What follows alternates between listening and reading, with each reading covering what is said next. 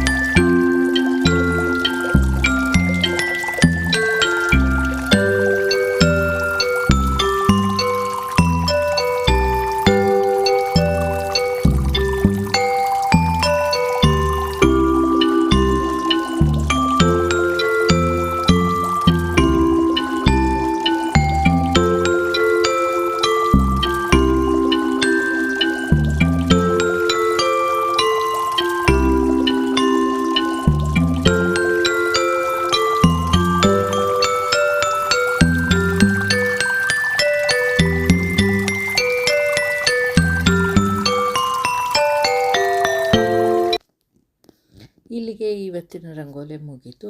ಇವತ್ತು ಇದಕ್ಕೆ ಕಲರ್ ಹಾಕಲಿಲ್ಲ, ಯಾಕೆಂದರೆ ನನಗೆ ಹಾಗೇ ತುಂಬ ಚೆನ್ನಾಗಿ ಕಾಣಿಸ್ದಂಗಾಯಿತು.